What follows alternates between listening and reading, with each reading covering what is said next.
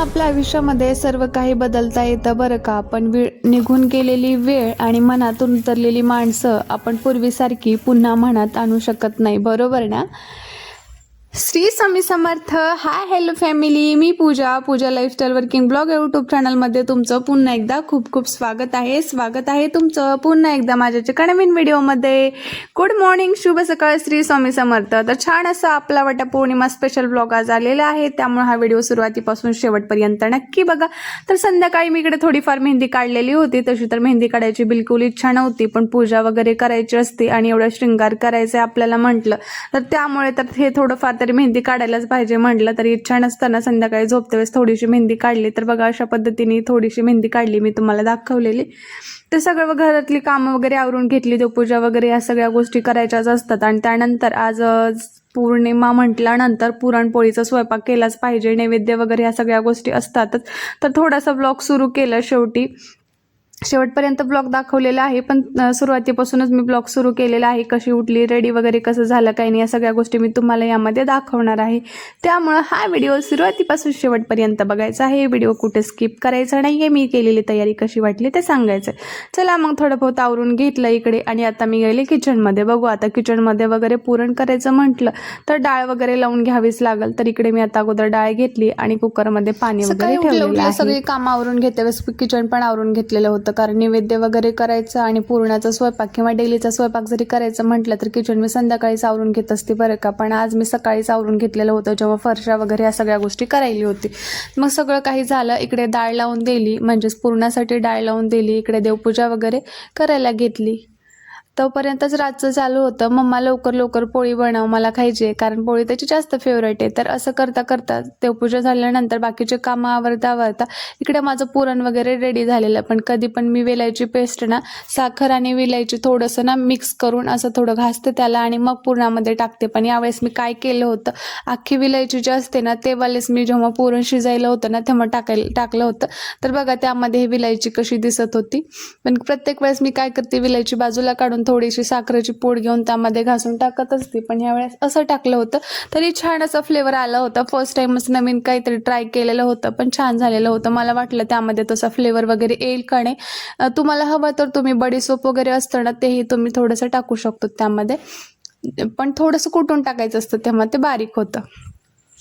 तर इकडे पुरण रेडी झालं की ते छान असं बारीक आणि सॉफ्ट माझं पुरण रेडी झालं होतं. बघा थोडंसंच ब्लॉग शूट केलंय बरं का मी, कारण सर्व काही करणं शक्य नसतं. सकाळी उठणं, स्वयंपाकाची वगैरे तयारी, देवपूजा ह्या सगळ्या घाई, आणि त्यामध्ये जर घरामध्ये लहान मुलं असतील तर मग काय आपली घाई सांगूच नका. आणि तसं तर राजची नेहमी लुडबुड असतेच, माझ्या कुठल्याही कामामध्ये राज लुडबुड नाही केलं असं कधी होतच नाही. तर चला आता वेगळ्या पद्धतीने मी इकडे पुरणपोळीची जे सोबत आपण आमटी वगैरे पितो ना तिखट, ते मी माझी थोडीशी वेगळ्या पद्धतीने बनवली जाते.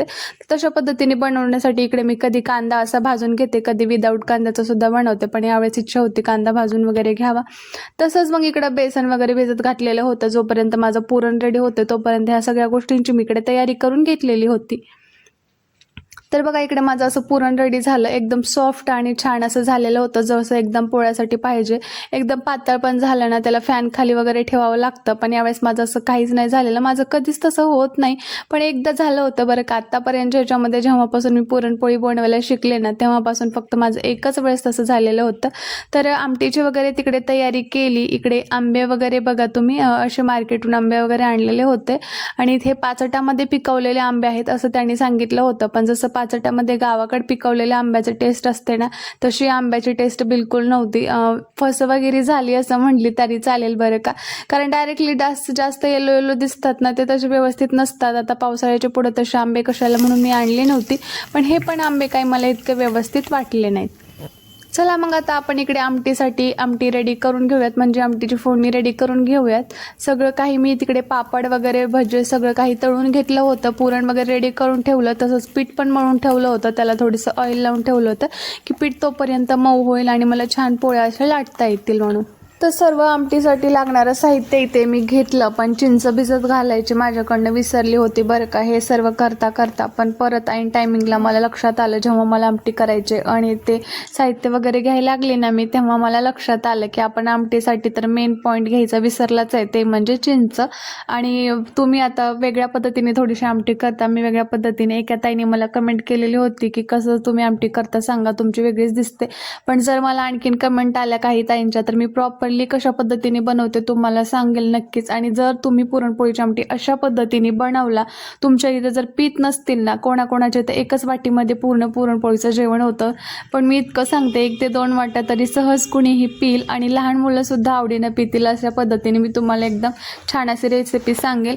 राजसुद्धा अगोदर पीत नव्हता, पण आता पितो. एवढंच की मी जास्त अगोदर झणझणीत तिखट बनवायची, आता जास्त नाही बनवत. तर छान अशी माझी इकडे आमटी रेडी झाली, सर्व काही रेडी झालं. नैवेद्य वगैरे जे काही मला लागणार होतं ते सगळं काही आवरून घेतलं.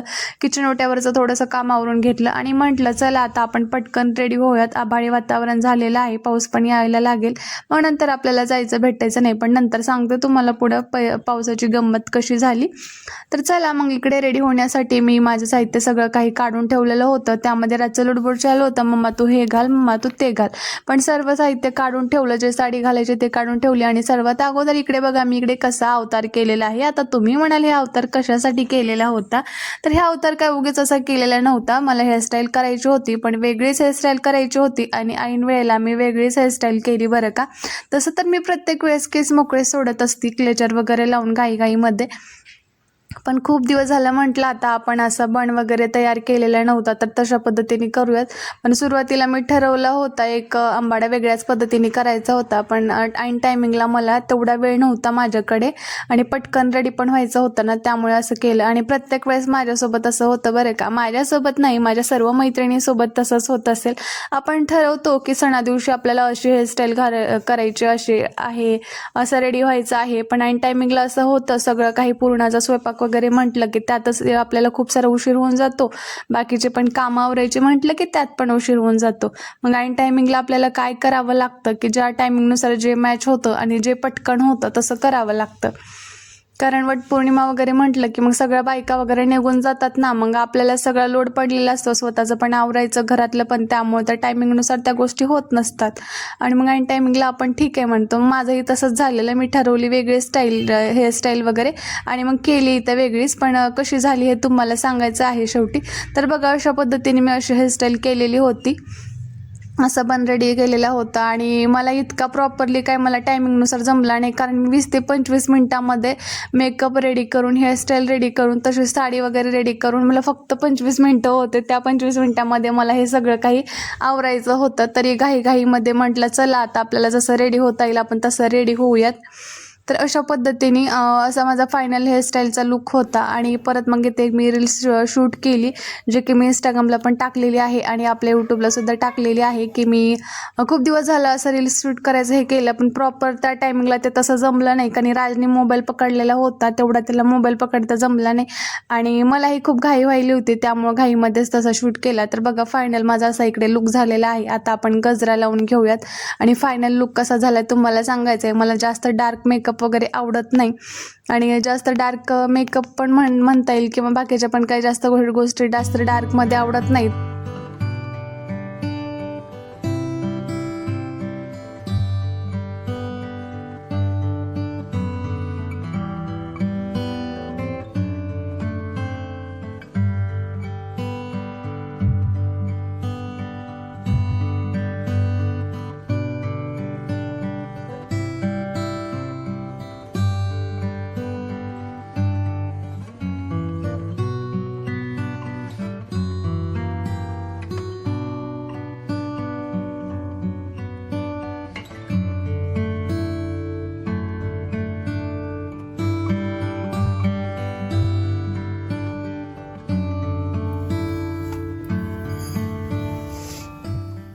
चला मग इकडं पूजेसाठी लागणारं सगळं साहित्य मी घेतलेलं आहे. अशा पद्धतीने माझं ताट रेडी झालेलं आहे. आता आपण निघूयात. माझ्यासोबत आता राज पण येणार आहे. राज बोलत होता मम्मा मी पाण्याचा तांब्या घेतो. मी म्हटलं चल. तर चला आता फायनली आम्ही निघालेलो आहोत. सर्व साहित्य घेतलेलं तुम्ही पाहिलंच आहे आणि त्या अगोदर एक मी शॉर्ट व्हिडिओ टाकलेलाच होता की पूजेसाठी काय काय साहित्य लागणार आहे. फायनली आमचा लुक इकडे असा झालेला आहे. जिथे वडाचं झाड होतं ना तिथे घरापासून थोडं दूर होतं, तरी म्हटलं मला मंदिरला किंवा असं पूजा करायला जाते वेळेस ना चालत जायला खूप आवडतं. चला म्हटलं चालतच जाऊयात. तर अशा पद्धतीने आलोत आणि वेलकमसाठी इथं सुंदर अशी रांगोळी काढलेली होती.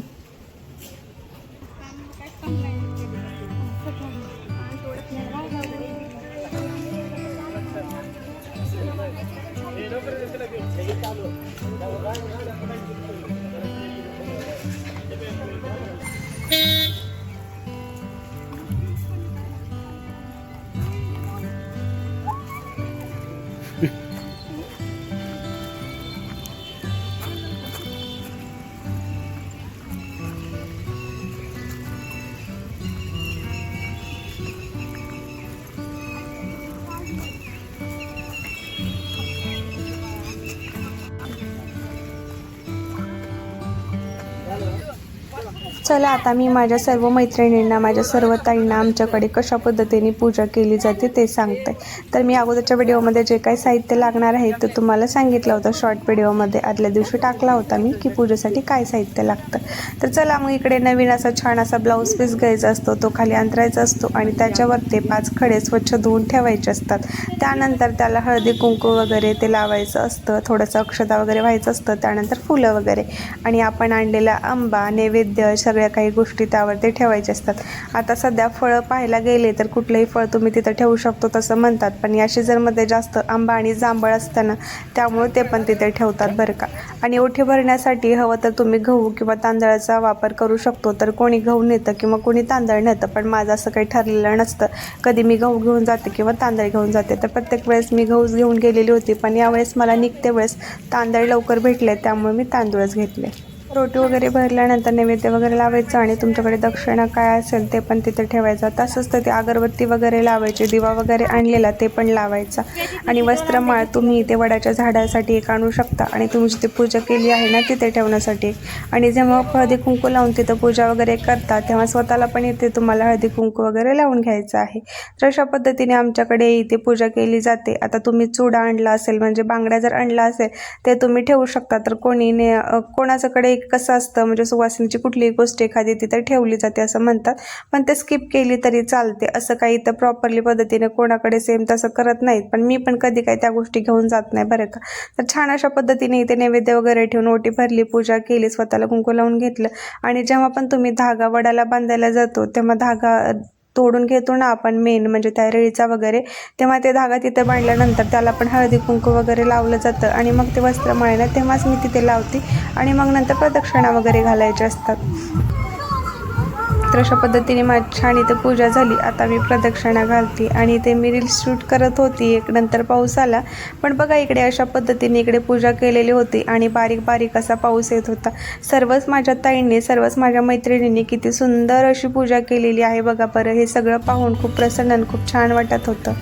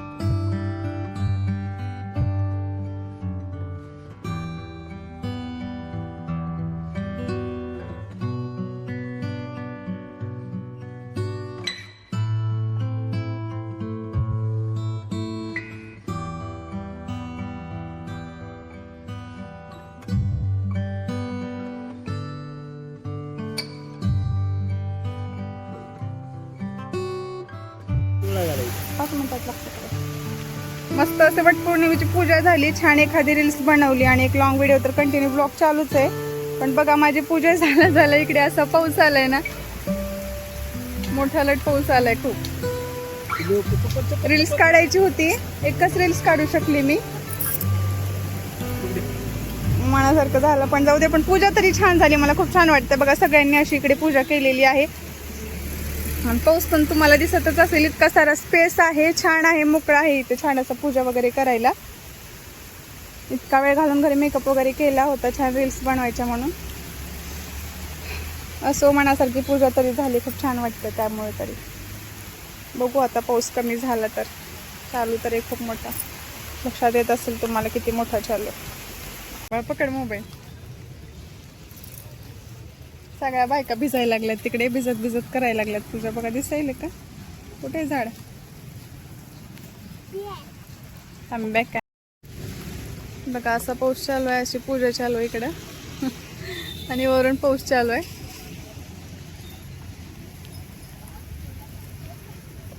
बरोबर टायमिंगला आला, ज्या टायमिंगला बायका पूजेसाठी बाहेर पडतात ना त्याच टायमिंगला आलाय पाऊस.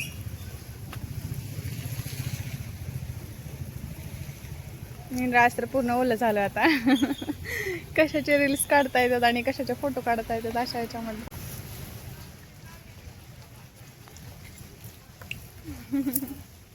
पाऊस यायला खूप झाडाखाली थांबलोय. पूजा झाली आहे. एखादे रील्स काढा म्हटलं रील्स काढायली होती, तोपर्यंत मोबाईल हातात घेतला होता. रील्स स्क्रोल करत होती म्हणजे कुठली काढावं म्हणून. पण पाऊसच आला. कशाची रील्स आहे आता काही समजत नाही. अंग पण ओढलं झाले पूर्ण.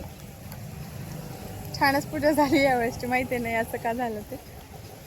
पण येतच प्रत्येक वेळेस पौर्णिमेच्या वेळेस पाऊस वगैरे येतो आणि यायलाच पाहिजे म्हणतात.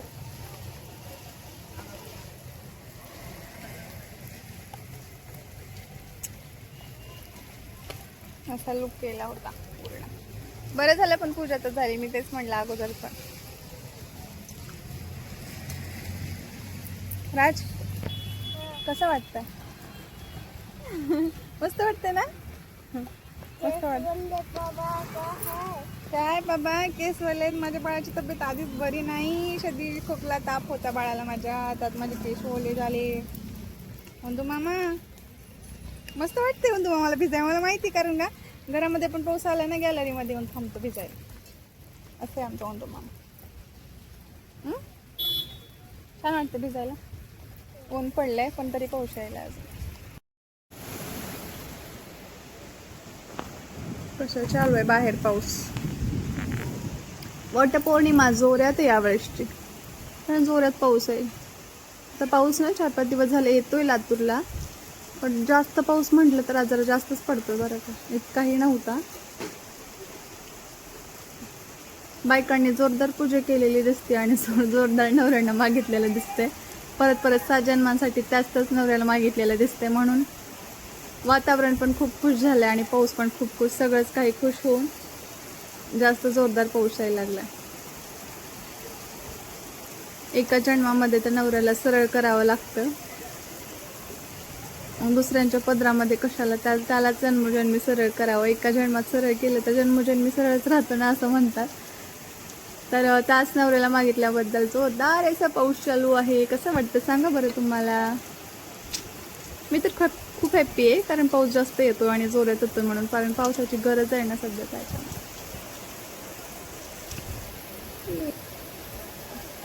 मस्त असं साडीचा लुक केला होता रील्स फोटो काढण्यासाठी, पण इतकं काय मनासारखं झालं नाही. घरामध्ये बसून काय करायचं करा, असं आहे ते. व्हिडिओची मजा घेतल्यापेक्षा, व्हिडिओची रील्सची वगैरे मजा घेतल्यापेक्षा ना घरातच मेकअप करून बसावं लागलं.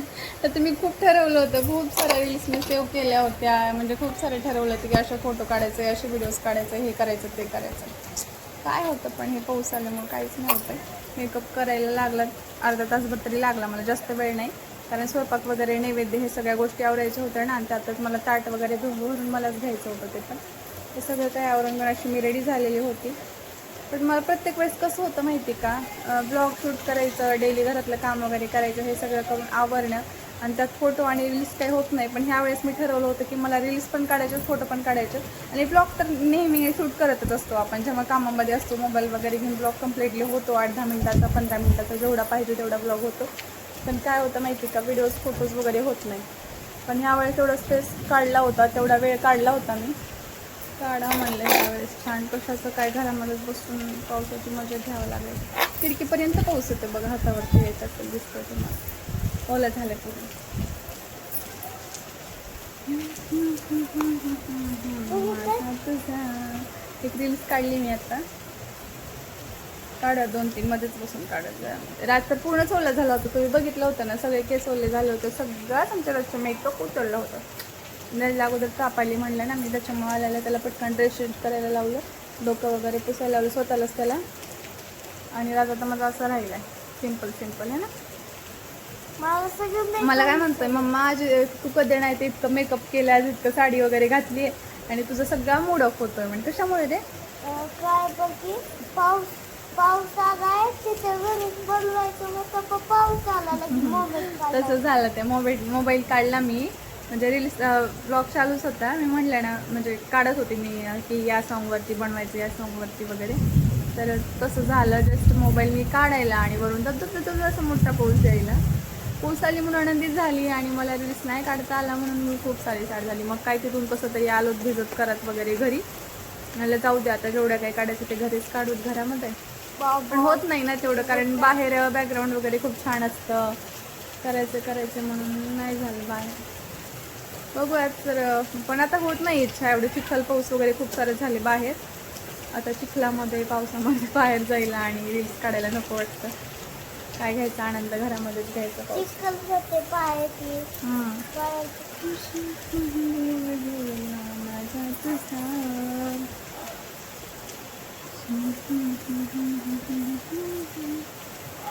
खूप मोठे राहिले पाऊस. एक मिनिट मी तुम्हाला परत एकदा बॅक कॅमेऱ्याने दाखवते. फ्रंट कॅमेराच करते.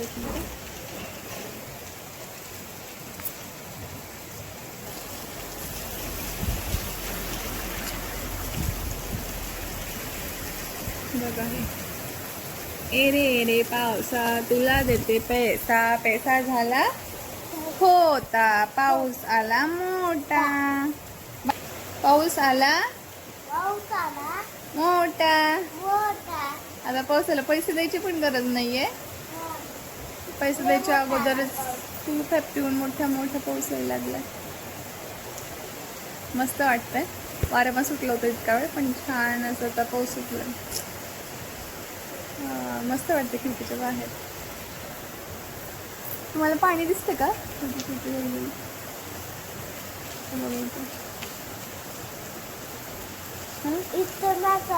नाकावर तोंडावर सगळीकडे पाणी आलं. आता हात पकडलं हातावर पण नाही.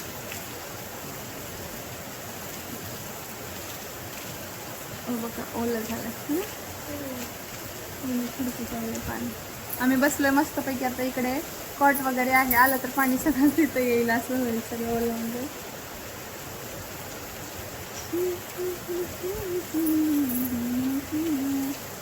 राज मी मेहंदी काढली अगोदरच्या ब्लॉगमध्ये, तुम्ही बघितलंच असेल मेहंदी वगैरे कशी काढली होती. चला आपण खिडकी लावून घेऊ. आता उपवास आहे त्यामुळे दिवसभर जेवण वगैरे करायचं नाही आहे, संध्याकाळी सोडणार आहे मी उपवास.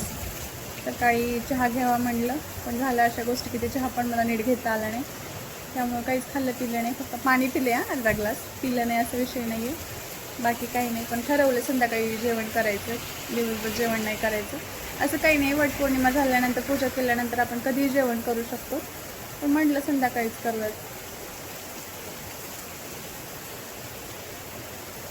नवऱ्यासाठी इतका तरी उपवास धरावा म्हणलं. असं तर प्रत्येक सणाला आपलं कसं असतं की पूजा वगैरे झाल्याशिवाय, जिथे मंदिरात वगैरे जायचं आहे तिथे जाऊन आल्याशिवाय, पूजा केल्याशिवाय आपण जेवण करतच नाही. दुपार आपल्याला होतच असते. पण कधी कधी मी दुपारी पण माझं आवरलं ना, पूजा वगैरे करून आली ना, तरी मी दुपारी जेवण करत नाही बरं का, संध्याकाळीच करत असते कधी. जोरदार पाऊस आहे, खूप जोरात पडते पाऊस. चला मग करा कंटिन्यू, बघू मी कधी जेवण वगैरे करते. आता बाकीचं आवरून घेते, मला साडी पण काढावी लागेल कारण पावसाला बघून जमणार नाही. अशाच रील्स काढेल एकदम, तुम्हाला इंस्टाग्रामला पाहायला भेटतील मी कोणत्या रील्स काढल्या वगैरे. पाऊस जोरदार आहे. चला मग आहे त्याच मूडमध्ये आणि आहे त्याच तयारीमध्ये 2-4 रील मस्त अशा शूट केल्या घरामध्ये बसवण्याचं. तर काय करणार होता, बाहेर तर पाऊस चालू होता ना. बघता बघता संध्याकाळ आली. मग इकडे काय गरमागरम अशा पोळ्या रेडी करून घेतल्या. तर बघा माझ्या पुरणपोळीच्या पोळ्या अशा रेडी होतात. खूप वेळेस मी ब्लॉग टाकलेला आहे. अगोदरच्या ब्लॉगमध्ये मी ना हातानेच तेल वगैरे लावत होती. तर एका ताईने सांगितलं होतं की ताई तसं भाजतं, त्यामुळे तुम्ही उलटण्याने किंवा कशाने तरी असं तेल लावत जा. पण मला सवय नाही आहे बरं का, तरी मी ट्राय करते आणि शिकते. मला जमते का, पण मला हातानेच तेल लावायची सवय आहे. तर अशा पद्धतीने माझ्या मऊ आणि लुसलुशीत अशा पुरणपोळ्या रेडी झालेल्या आहेत. चला आता आपण जेवण करून घेऊयात. हे संध्याकाळची वेळ आहे. दिवसभराचा उपवास, दिवसभराचा थकवा हे सगळं मला खूप झालेला होता. म्हटलं संध्याकाळी छान असं जेवण करूयात. तर अशी आमटी होती ना, रिटर्न मी इकडे गरम करून घेतली होती, कारण मला जेवण करते वेळेस खूप गरम अशी आमटी लागत असते. त्यामुळे इकडे भजे, पापड, आमरस म्हटलं तर काय, मग इकडे मस्तच आंब्याचा रस आणि आमटी सोबत मला लिंबू नेहमी लागत असतो. तर अशा पद्धतीने मी इकडे लिंबू पण घेतला आणि गरमागरम पोळी, साधा राईस. अशा पद्धतीने इकडे माझा ताट रेडी झालेला आहे. असा माझा वटपौर्णिमेचा स्वयंपाक झालेला होता. तुमचा कसा झाला नक्की सांगा आणि तुम्ही याच्यापेक्षा एक्स्ट्रा आणखीन काय करता ते पण सांगा. मला जसं घाईमध्ये जे जमल तसं मी करत असते. तर चला मग ताट रेडी झालेलं आहे. आता आपण जेवण करून घेऊयात आणि राजला विचारूयात त्याला जेवण कसं वाटलं. तर राजला पण मी आमटीचा वगैरे सवय लावलेली आहे, कारण त्याला पण तिखट वगैरे खाता यावं म्हणून. तर काय करत असतो नेहमी, जेव्हा पण मी राजला आमटी वगैरे सांगत असते ना, त्यानं कोणाचं तरी पाहिलेलं आहे बरं का, आमटीमध्ये ना भजी वगैरे टाकत असतो आणि थंड करून त्याला पितो आणि बोलतो मम्मा खरंच खूप छान लागायले म्हणून. तर मी चला मग घाईमध्ये खूप छान असा वटपौर्णिमा स्पेशल ब्लॉग मी शूट केलेला होता. तुम्हाला कसा वाटला कमेंटमध्ये नक्की सांगा आणि यामधली जास्तीत जास्त कोणती गोष्ट आवडली ते पण सांगा. आणि नवीन असेल तर सबस्क्राईब करून घ्या. भेटूयात पुन्हा नवीन अशाच एका व्हिडिओमध्ये. Bye bye.